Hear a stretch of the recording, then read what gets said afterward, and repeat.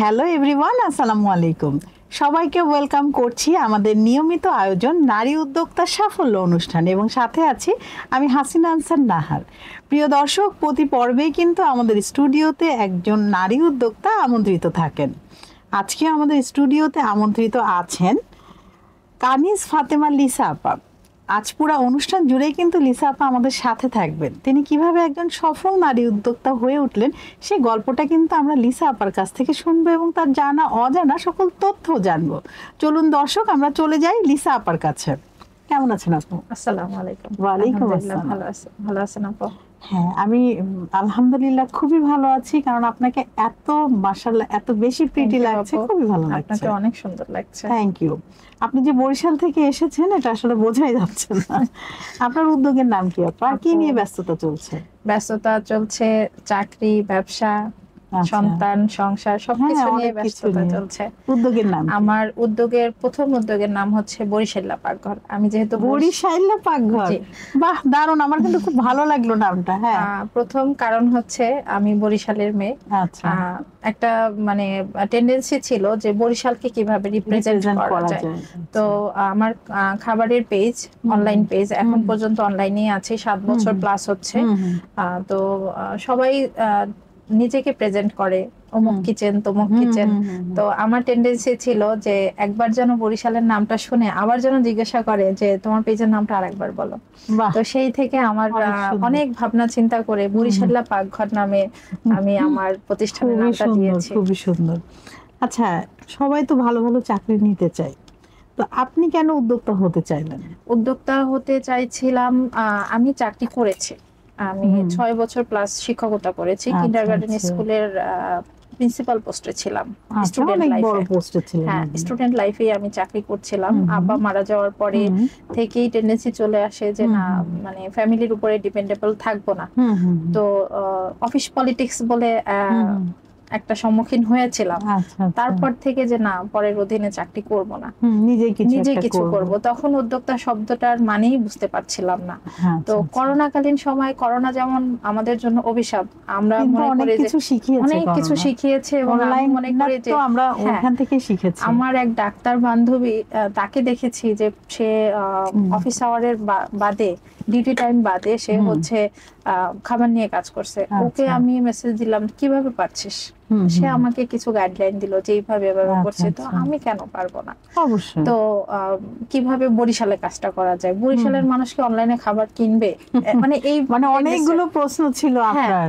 তো আমার তখন চ্যালেঞ্জ ছিল। আমার বাচ্চা তখন ব্রেস্ট ফিডিং করতো। এটা কত বছর আগে?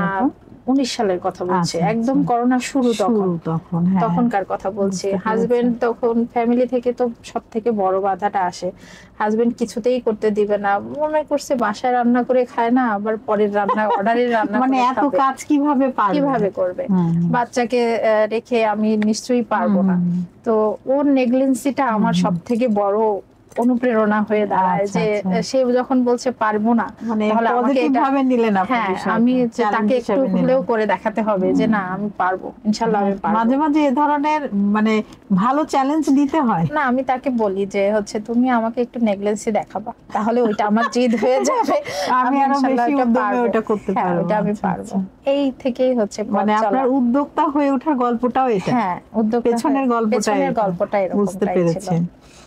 তো আসলে অনুপ্রেরণাটা ছিল এরকম যে হচ্ছে ভাইয়া এটা বললেন, ওটাকে আপনি চ্যালেঞ্জ হিসেবে নিলেন, আবার আপনি নিজে কিছু করতে চাচ্ছিলেন। টাইমটা পাচ্ছিলাম না। করোনার টাইমে হচ্ছে হাজবেন্ড অনেক বেশি ব্যস্ত ছিল, আর হচ্ছে আমি তার কাছে একদমই সময় পাচ্ছিলাম না। আমি তাকে বললাম যে আমাকে কিছু হচ্ছে একটা কাজ দাও। বলে তোমাকে আমি কি কাজ দিব? তো তখন আমার একটা মানে ট্যাব ছিল, 3G ট্যাব ছিল। আমি বলছি আমাকে একটা ফোন দাও, 4G সাপোর্ট করে এরকম একটা ফোন এনে দাও, তাহলে দেখো যে আমি ফোনে ব্যস্ত হয়ে যাবো। বলে উল্টায় ফেলবা তুমি একদম, মানে আমাদের আঞ্চলিক ভাষায় বলছে তুমি একদম উল্টায় ফেলবা। তা আমি বললাম যে তুমি আমাকে একটা ফোন দাও না, দেখো আমি কি করি। তো সে আমাকে একটা মোবাইল দেয়। তো সেই মোবাইল দিয়েই হচ্ছে আমি অনলাইন বিজনেসটা শুরু করি। মানে তার দেয়া জিনিস গিফট দিয়ে আপনি শুরু করলেন, এবং তার দেয়া চ্যালেঞ্জ ছুড়ে দিলে আমি হচ্ছে ওইটা নিয়ে ব্যস্ত থাকি। এবং তাকে আমি বলেছিলাম যে তুমি একটা, আমি এখন তোমার সময়ের জন্য কষ্ট পাচ্ছি, একটা সময় আসবে তুমি আমার সময়ের জন্য। এটার উত্তরটা পেয়েছে হ্যাঁ, এটা ভাইয়া? হ্যাঁ বলছে যে সে আচ্ছা, এখন আচ্ছা। আমাকে, আমার সময়ের জন্য সে এখন অপেক্ষা করে। অপেক্ষা করেন।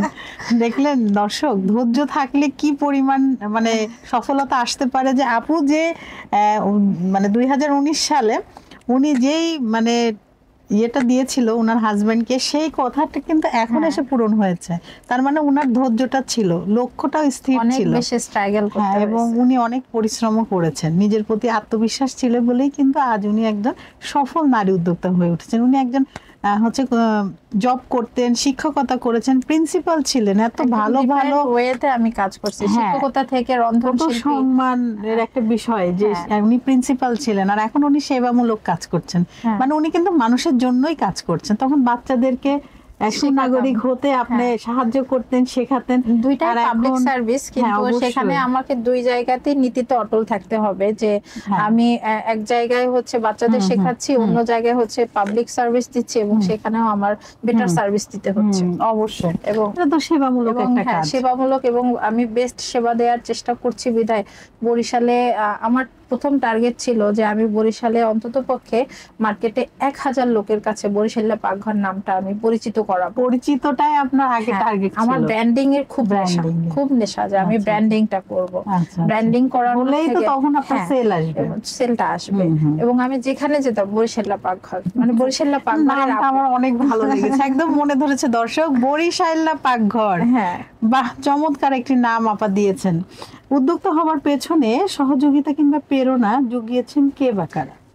প্রেরণাটা আসলে ওই যে নিজের ভেতর জিদ ছিল যে কিছু একটা করতে হবে।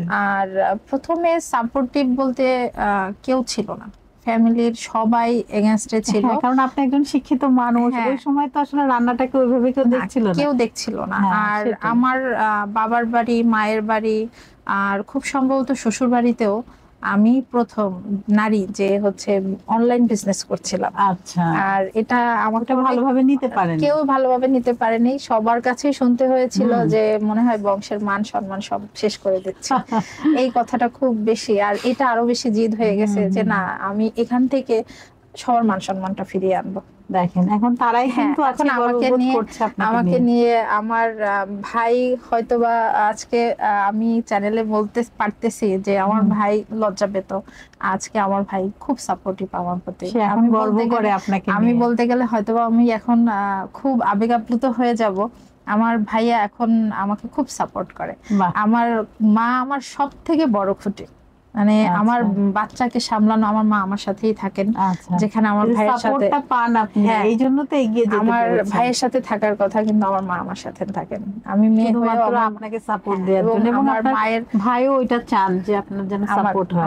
আমাকে খুব, মানে এরা দুজনেই হয়তোবা খুব বেশি মানে প্রতিপক্ষ হিসেবে থাকতো, আর এরা এখন সবথেকে বেশি সাপোর্ট করে। আর আমার হাজবেন্ড কখনো আমাকে এগেইনস্টে যে মানে করতে পারবাই না এটা কখনো বলেননি সে, আমি বলতে পারবো না, কিন্তু বুঝতে পারেনি যে আপনি পারবেন কিনা। কখনো সে বলে না যে হাতে ধরে এগিয়েও দেয়নি, আবার কখনো সামনে এসে বাধা হয়েও দাঁড়ায়নি। মিডিয়াম একটা ইয়েতে ছিল। তবে একটা কথা বলেছে আমার এক ছেলে, বলছে যে আমার বাবুর যেন কোনো সমস্যা না হয়, তুমি যেটাই করো কোনো সমস্যা নাই, কিন্তু আমার ছেলে যেন। বাবু ক্লাস 1-এ, 7.5 বছর, অনেক ছোট। হ্যাঁ, মাশাআল্লাহ। আমার বাবুর যেন কোনো সমস্যা না হয়। আমি বলছি ঠিক আছে, আমার বাবুর ছেলের সম্পূর্ণটা দেখাশোনা করেই আমি সবটুকু করব। যেহেতু আপনার আম্মা আন্টি আছেন সাথে, আর কোনো চিন্তা থাকার কথা না। আচ্ছা, বর্তমান পরিস্থিতি বাংলাদেশের মানে যেটা আছে বর্তমান প্রেক্ষাপটে উদ্যোক্তা হয়ে উঠাটা আসলে কতটা মসৃণ পথ? একদমই মসৃণ না, আমি যদি বলি একদমই না। কারণ মেয়ে হয়ে, নারী হয়ে কাজ করা আমাদের জন্য খুবই ডিফিকাল্ট, এবং আমি দেখেছি সেটা একদম তৃণমূল নারী উদ্যোক্তাদের জন্য খুবই কষ্টকর। তবে হ্যাঁ, একটা জিনিস হয়েছে যে আমরা উদ্যোক্তা হিসেবে যেটা আমাদের পরিচিতি ছিল না, এখন বাংলাদেশে উদ্যোক্তাদের পরিচিতি আছে। আগে যদি আমরা কোনো ব্যাংক লোনের জন্য যেতাম, আমাদের পাত্তাই দিত না। এখন গেলে হয়তো বা বলে যে আপা বসেন, এক কাপ চা অফার না, অনেক সম্মান করে। এখন একটা দৃশ্যটাই পাল্টে গিয়েছে। দৃশ্যটা পাল্টে গিয়েছে। কিন্তু ব্যাংক লোনের জন্য যদি আমরা এখনো যাই, আমাদের অনেক অনেক সময় লাগে, অনেক ধৈর্য ধরতে হয়। কিন্তু সেখানে একজন পুরুষ উদ্যোক্তা বা একজন ব্যবসায়ী গেলে যেই রকমের খুব ইজিলি তারা লোন পায়, আমাদের বেলায় অনেক রকমের হ্যারাসমেন্ট হতে হয়, এখনো হতে হয়। কিন্তু সরকার বলেন যে নারী উদ্যোক্তাদের জন্য সহজ শর্তে লোন পাচ্ছে, কিন্তু আমরা পাচ্ছি না। এইটা আমরা কেন আপা? এটা হচ্ছে নারী উদ্যোক্তাদের, তারা ডিপেন্ড করে না। তারা বলছে ভরসা পায় না যে আমাদের যদি বলে যে হচ্ছে তারা সহজ শর্তে বা বিনা গ্যারান্টার হিসেবে লোন দিচ্ছে, আমরা বলছি যে একজন ব্যবসায়ীকে তারা লক্ষ লক্ষ টাকা লোন দিচ্ছে, আমাদের কাছে জামানত চাচ্ছে বা হচ্ছে মর্গেজ চাচ্ছে। আমাদের যদি মর্গেজ থাকতো তাহলে তো আমাদের তো লোনের প্রয়োজন ছিল না। হ্যাঁ, সেটাই। এইটা তো আমরা কোনো ব্যাংকে বোঝাতে পারছি না। আমাদের তো লক্ষ লক্ষ দরকার, বিশেষ কোনো ছাড় নেই না, বিশেষ কোনো ছাড় তো তারা দিচ্ছে না। আমাদের হাজবেন্ড যদি বা আমাদের পরিবারের কেউ যদি আমাদের জামানত হিসেবে দেখাতে হতো বা তারা যদি আমাদের সাপোর্টিভ হতো, তাহলে আমাদের লোনের দরকার ছিল না। আমাদের তো অনেক বেশি লোনের দরকার, হয়তো বা হাইয়েস্ট হলে 1 লাখ 2 লাখ, এর বেশি না। এবং 1 লাখ 2 লাখ লোনের জন্য যদি আমাদের 50 লক্ষ টাকার জমিটা মর্গেজ রাখতে হয়, তাহলে সেটা তো পরিবার কখনো মেনে নিবে না। আমরা এইটা সরকারের কাছে বহুবার, বহু মিটিং, বহু সেমিনারে আমরা বলে যাচ্ছি। হয়তো বা বাংলাদেশটা আরো পাল্টাবে। আমরা চাই আমাদের নেক্সট জেনারেশন যেন এই সুযোগ সুবিধাগুলো পান। আমরা চাইছি যে যেই বাংলাদেশে আমরা কষ্ট করে আসছি, আমাদের নেক্সট জেনারেশন বা আমাদের পরবর্তী উদ্যোক্তা যারা আসবেন, তারা যেন সেই সুযোগ সুবিধা পান। আমরা আশাবাদী যে আমরা পাচ্ছি না, হয়তো আমাদের পরের জেনারেশনটা পাবেন, আমরা আশাবাদী। দর্শক, আপনারা যে যার জায়গা থেকে আপুর বিষয়টা একটু দেখেন। উনি কিন্তু খুব গুরুত্বপূর্ণ একটি কথা বলেছেন যে এই যে সহজ শর্তে লোন দেয়া, আর আমার মনে হয় সুদটা যদি না থাকে আমাদের উদ্যোক্তাদের জন্য, যদি মৌকুফ রাখা হয়, এবং এই যে লোনটা অনেক সময় হয় না 4-5 বছরের জন্য, আসলে কিন্তু না, এটা যদি আমরা 10, 12 বা 20 বছরের জন্য আমাদের এই ধরনের লোন দেয়া হয়, তখন কিন্তু একজন উদ্যোক্তা স্বাধীনভাবে, মানে নিশ্চিন্তে সে তার বিজনেসটা করে যেতে পারে এবং এই 10 বা 20 বছরের মধ্যে লোনটা পরিশোধ করতে পারে, আর যদি সুদ না থাকে। তো এই বিষয়গুলো একটু দৃষ্টি আকর্ষণ করছে। আমাদের যে যার জায়গা থেকে একটু চেষ্টা করবেন, আমাদের সরকারি যে কর্মকর্তারা আছে, অফিসগুলো আছে বা সরকারি যে বিষয়গুলো আছে, সেখানে যেন এই তথ্যগুলো আমাদের বলা হয় যে আমাদের 4% সুদে হচ্ছে লোন দেয়া হবে, কিন্তু আমরা কখনোই ব্যাংকে যে সেই 4% সুদের লোনটা আমরা পাইনি। আমরা কখনোই সেটা অ্যাপ্লিকেবল হয় না। কিন্তু আমাদের বলা হয় যে 3 বছরের আমাদের 10 বছরের দরকার নেই, আমরা 3 বছর বা 4 বছর মেয়াদি আমরা লোনটা যেন আমরা পাস পাই, কিন্তু সেটাও আমরা কখনো পাইনি। আমরা কখনো এটা পাইনি। এটা পায় বড় বড় ব্যবসায়ীরা পায়, কিন্তু আমরা কখনো পাই না। আমাদের আবেদন এইটাই যে অন্ততপক্ষে আমাদের জন্য যে ফ্যাসিলিটিস গুলো আছে, সেই সঠিকভাবে যেন দেয়া হয়, ওই সুবিধাটা যেন আমরা পাই। এতটুকুই আমাদের আমরা নারী উদ্যোক্তা, আমাদের দাবি খুব বেশি না, আমাদের খুব অল্প আবেদন। সেই আবেদনটা এবং সেই সুযোগটা যেন আমরা পাই, এতটুকুই আমাদের দাবি শুধু। এবং আমরা যে ট্রেড লাইসেন্স গুলো করি, আমার নিজের বরিশাল পাকঘরে আমার সব রকমের ট্রেড লাইসেন্স করা আছে, সব স্যানিটারি লাইসেন্স থেকে সব ধরনের আমার হচ্ছে সনদ নেওয়া আছে। এবং সেইটা করার জন্য যে আমার যে পরিমাণ হ্যাসেল পোহাইতে হয়েছে, আমার লবিং ছাড়া হয় না। এখন হয়তো বা চিত্রটা কিছুটা হলেও চেঞ্জ হয়েছে। আমরা চাই যে আরো যেন হয়, যে আমাদের পরবর্তীতে যারা আছেন তারা যেন আরো আমাদের অন স্টাফ সার্ভিসটা দরকার, যে একটা জায়গায় যেন আমরা যে সব ধরনের সার্ভিসটা পাই, যে আমাদের স্যানিটারি লাইসেন্সের জন্য এক জায়গায় যেতে হবে, ট্রেড লাইসেন্সের জন্য দৌড়াদৌড়ি বিভিন্ন জায়গায় পরে কিন্তু আসল জায়গাটাই হারিয়ে যায়। এবং আমার অনেক সময় অনেক উদ্যোক্তা এত উৎসাহ নিয়ে আসে এই লাইনে, এই বিষয়গুলো যখন দেখে অনেক হ্যাজার্ড মনে করে, অনেক ঝামেলা মনে করে, তখন কিন্তু তারা পিছিয়ে যায়। আরেকটা জিনিস আমি বলতে চাই যে অনলাইনে আমি এখন অনলাইন বিজনেস করছি, আমার ট্রেড লাইসেন্সের জন্য আমার একটা ঘর দেখাতে হয়েছে। সেই ঘর দেখানোর জন্য আমার একটা আলাদা ঘর ভাড়া নিতে হয়েছে। এখানে কতগুলো অনেকগুলো আমার টাকা গিয়েছে, সময় গিয়েছে। কিন্তু এখন অনলাইন সার্ভিসের জন্য আলাদা করে ট্রেড লাইসেন্সের ব্যবস্থা করা হয়েছে, এবং সেটার জন্য একটাই রুলস ৬,০০০ টাকা। আমি যেটা জানি যে ৬,০০০ টাকা, এই ৬,০০০ টাকা আপনার আজীবন নবায়ন করতে গেলেও 6,000 টাকা। এটা আমাদের জন্য তো অনেক বেশি চাপ, অ্যামাউন্টটা একটু বেশি হয়ে যায় চাপ। দর্শক। আমার আপনাদের চ্যানেলের মাধ্যমে বা এই অনুষ্ঠানের মাধ্যমে আমার দাবি থাকবে যে আমাদের এই ছোট উদ্যোক্তাদের জন্য, নারী উদ্যোক্তাদের জন্য এই ছাড়টা যেন আমরা পাই, যেন আমাদের এই মানে এই বৈষম্যগুলো যেন আমাদের জন্য না থাকে। আমরা ছোট উদ্যোক্তা যারা আছে, আমরা দেশের অর্থনীতিতে অনেক বেশি ভূমিকা রাখতে পারছি। অবশ্যই আমাদের এসএমই যে উদ্যোক্তা, এটা তো আমাদের এই স্বল্প এবং এই যে শিল্প উদ্যোক্তা যারা আছে, স্বল্প পুঁজি দিয়ে যারা বিজনেস করছে, তারাই তো এসএমই উদ্যোক্তা। আমরা সুযোগ পেলে আমরা অনেক দূর এগিয়ে যেতে পারি। আমাদের দূর এগিয়ে যেতে পারি। আমাদের সেই সুযোগটা চাবিকাঠি কিন্তু আপনারা। আমাদের সেই সুযোগটা দেয়া হোক। আমার কিন্তু আপু আরো একটি উদ্যোগ আছে, বিবিয়ানা বিউটি পার্লার। আমার একটি প্রতিষ্ঠান আছে, অফলাইন প্রতিষ্ঠান আছে, এবং এটা আমার 2017 সালের একটি উদ্যোগ। আমার ওই যে বললাম পারিবারিক মানে একটা ট্যাবু, যে বিউটি সার্ভিস বা বিউটি পার্লারে মেয়েরা ভালো হয় না, সেইটা থেকে আমি এই ট্যাবুটা ছাড়াতে আমার 10টা বছর সময় লেগেছে। 10টা বছর দিয়েছে। 10টা বছর সময় লেগে গেছে নিজেকে প্রমাণ করতে। এখন 2 বছর হলো যে আমি একটা বিউটি স্যালন দিয়েছি, এবং বরিশালেই সেটা। এখন আমি আমার খাবার উদ্যোগ থেকে আমার একটা জব হয়েছে বরিশাল বিসিক শিল্পনগরীতে। আমি বিসিকের হচ্ছে ফুডের ইনস্ট্রাক্টর হিসেবে আছি। কংগ্রাচুলেশন। থ্যাংক ইউ আপু। আমি খাবার উদ্যোগ নিয়ে আছি, আমার বিউটি পার্লার আছে, সংসার সন্তান সবকিছু মিলিয়ে আমি আছি। প্রেশারটা বেশি, যদিও বেশি, কিন্তু তারপরে আমি চেষ্টা করছি উদ্যোগগুলো চালিয়ে। টাইম ম্যানেজমেন্টটা কিভাবে? আমার এখন আলহামদুলিল্লাহ সেট হয়ে গেছে। এখন সেট হয়ে গেছে কোনটার পরে কোনটা হবে। আমার কর্মী আছে, ওখানে স্টাফ আছে, এবং আমি চাই যে আমাকে দেখে আরো 5টা মেয়ে সামনে আসুক, এবং আমার মাধ্যমে যারা হচ্ছে একদম কাজের সুযোগ পাচ্ছে না, বা হচ্ছে নিতান্তই গরিব ফ্যামিলির যারা মেয়ে, আমার প্রতিষ্ঠানের মাধ্যমে যারা কাজের সুযোগ পায়। কতজন কর্মী আছে? আমার এখন 6 জন কর্মী আছে। দর্শক, আপনারা তো শুনলেনই, উনি কিন্তু অনেকগুলো দায়িত্ব পালন করছেন। নিজের ঘর সংসার যেমন সামলাচ্ছেন, এছাড়া সরকারি কাজ এবং নিজের পেজের কাজ, আবার বিউটি সেক্টরে ওনার অবদান আছে। এবং উনি কিন্তু শুধু নিজের কর্মের সংস্থানই করছেন না, উনি ওনার সাথে যারা কাজ করছেন তাদেরও কিন্তু কর্মের সংস্থান করছেন। তো আসলে দর্শক, আমরা যে যার জায়গা থেকে বসে না থাকি, কিছু একটা করি, যেটাই আপনি পারেন। এমন না যে এটাই করতে হবে, সেটা না। নিজের জায়গা থেকে যেটাতে আপনি দক্ষ মনে করেন নিজেকে, সেই জায়গা থেকে আপনি সেই কাজকে এগিয়ে নিয়ে যান। এখন কিন্তু আসলে সবকিছুর দামই একটু বেশি, সে আগের দৃশ্য প্রেক্ষাপট কিন্তু নেই। সো আপনি যদি আপনার সন্তানের একটি ভালো ভবিষ্যৎ চান, অনেক সময় হয় না আমরা বিদেশে পড়ার কথা চিন্তা করি, তো সেই বিষয়গুলো যদি মাথায় থাকে, তাহলে অবশ্যই স্বামী স্ত্রী দুইজনকেই কিন্তু কাজ করতে হয়। বসে খেলে রাজার সম্পদও শেষ হয়ে যায়। সো আমরা আমাদের জায়গা থেকে অবশ্যই কাজ করব। আচ্ছা, আপনার তো অনেক রান্না করছেন, অনেক ডেলিভারি দিচ্ছেন, তো আপনার রান্না কোনটা খুব বেশি অর্ডার আসছে, কোনটা বেশি? আমার বরিশালের প্রেক্ষাপটে আমি খুব বেশি বার্গার, স্যান্ডউইচ এবং হচ্ছে রামেন। বাহ, রামেনটা আমি এত বেশি অর্ডার পেয়েছি যে বরিশালের মার্কেটে হোমমেড রামেনটা আমার এরকম গেছে যে চিকেন দিয়ে না? হ্যাঁ, চিকেন দিয়ে। চিকেন, আমাদের বিফের আইটেম খুব খুবই স্লো।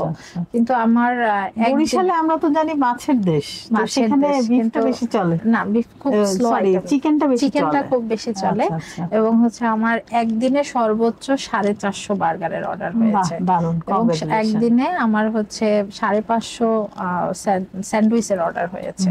এটা হোমমেড আমি বলতে পারি যে এরকম আর কারো হয়নি, বরিশালের মার্কেটে আর হয়। তাহলে তো আপুর হাতের স্যান্ডউইচ বার্গার খেতে হয়, কি বলেন দর্শক? বরিশালে যেতে হবে আমাদের, বরিশাল থেকে আপনাদের জন্য এনি টাইম দাওয়াত থাকবে। আচ্ছা দর্শক, আমরা চলে যাব দল বেঁধে আপুর হচ্ছে ইনস্টিটিউটে গিয়ে আমরা এই যে চমৎকার চমৎকার সব প্রোডাক্ট গুলো আমরা টেস্ট নিব, স্বাদ নিব, এবং আমরা সুন্দর সুন্দর রিভিউ দিব আপুকে। আর আপনার কোন খাবারটা পছন্দ আপনার হাতে? এতক্ষণ তো শুনলাম সবার কথা, এবার আপনার নিজের কথা শুনি। আসলে রান্না করতে করতে নিজের খাবারের যে মশলাদার যে স্মেলটা আমার কাছে ভালো লাগে না। আমার মনে হয় যে আমার মায়ের হাতের একটু ভর্তা ভাত দিয়ে, মায়ের হাতের ওই মাখানোটা, মানে যেটাই মাখাবে ওটাতেই জাদু, ভালো লাগে। যে আম্মুকে বলে যে মা একটু ভর্তা বানাও, আমি ভর্তা দিয়ে ভাত খাবো। আর আমার অ্যালার্জিক প্রবলেম, এই জন্য ওই যে ভর্তা ভাজি দিয়ে আমার ভাত খাওয়াটা হয়ে যায়। বাহ, আপনি তো একজন হচ্ছে বিউটি সেক্টরে আছেন, তো হচ্ছে সুন্দর সচেতন একজন মানুষ। আপনি তো অনেক রান্না করছেন, তো এই যে আমরা রান্না করতে যাই, একটু বিউটি টিপস দিন, আসলে কিভাবে যাব এবং রান্না করার পরে আমরা আমাদের স্কিনটা কিভাবে ক্লিন করব, যদি দর্শকদের একটু বলতেন। আসলে ব্যাপারটা হচ্ছে কি, আমরা যে রান্না করি, মনে করি যে বাসার ভিতরে থাকলে আমাদের স্কিনটা মনে হয় ভালো থাকে, কিন্তু বিষয়টা আসলে সানস্ক্রিনটা তা না। না। আমাদের এই যে আমরা অনেক বেশি লাইটের ভিতরে থাকি, লাইটের ভিতরে আমাদের স্কিনটা বার্ন হয়। আমরা সানস্ক্রিনটা যদি অল টাইম ইউজ করি আমাদের স্কিনটা অনেক বেশি ভালো কয় থাকে। ঘন্টা এটা কার্যকারিতা? এটা 8 ঘন্টার থাকবে। 8 ঘন্টা। 8 ঘন্টা এটার কার্যকারিতা থাকবে। এবং আমরা যারা মুসলমান আছি, নামাজের একটা ব্যাপার আছে। নামাজের একটা ব্যাপার আছে, নামাজের ওযুর পরে একটা ব্যাপার ওযুর আছে। পরে যদি হচ্ছে আমরা সানস্ক্রিন বা ময়শ্চারাইজারটা যদি আমরা ইউজ করি আমাদের স্কিনটা সব সময়ের জন্য ভালো থাকবে।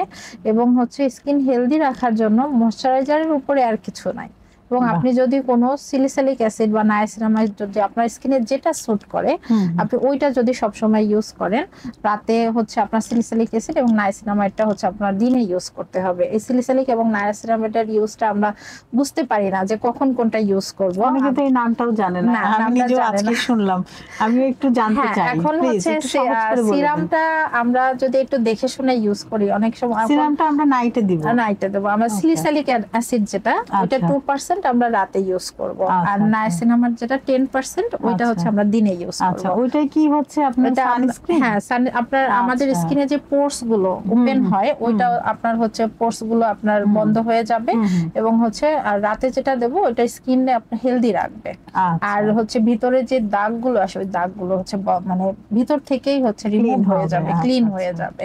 এটা হচ্ছে আপনি মেনটেন করে চললে আমার মনে হয় যে স্কিনটা অনেক বেশি হেলদি থাকবে। অনেক ধন্যবাদ। খুব সুন্দর করে কিন্তু উনি আমাদেরকে জানালেন। উনি মানে বলে না যে রান্না করে যে রাধে সে চুলো বাঁধে, উনি কিন্তু রাধে এবং চুলো বাঁধে। মানে উনি একজন হচ্ছে রন্ধন শিল্পী, রন্ধন বিশেষজ্ঞ বলা যায়, এক্সপার্ট। আবার ওনার কিন্তু বিউটি পার্লারও আছে, মানে উনি চুলো বাঁধছেন, বিউটি এক্সপার্ট। তো আপনার মাঝে আমরা অনেকগুলো গুণ দেখতে পেলাম। চেষ্টা করি।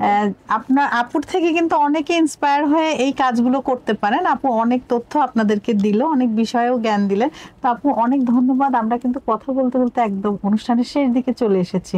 আপনার কেমন লাগলো আমাদের এই আপু অনুষ্ঠানে? আপনার সাথে কথা বলতে পেরে এবং আপনার মাধ্যমে আমি এখানে এসে নিজের ব্যাপারে কথা বলতে পেরে এবং আমাদের উদ্যোক্তাদের কিছু দাবির কথা বলতে পেরে খুবই ভালো লাগছে। আপনাকে অনেক ধন্যবাদ, এই চ্যানেলকে ধন্যবাদ, আমাদের নতুন উদ্যোক্তাদের সুযোগ দেওয়ার জন্য আবারও অনেক বেশি ধন্যবাদ এবং আপনার জন্য অনেক শুভেচ্ছা থাকবে। থ্যাংক ইউ সো মাচ আপা। আবার নতুন কোনো আয়োজনে আপনার সাথে আমাদের দেখা হবে। দর্শক, আপনারা যারা এতক্ষণ আমাদের সাথে ছিলেন, আমাদের পাশে ছিলেন, আপনাদের সবাইকে অসংখ্য ধন্যবাদ। আবারও নতুন কোনো অতিথিকে নিয়ে আপনাদের সবার মাঝে আমি হাসিনা আনসার নাহার উপস্থিত হব। ততক্ষণ পর্যন্ত আপনারা সবাই ভালো থাকুন, সুস্থ থাকুন এবং আমাদের সাথে থাকুন। আল্লাহ হাফেজ।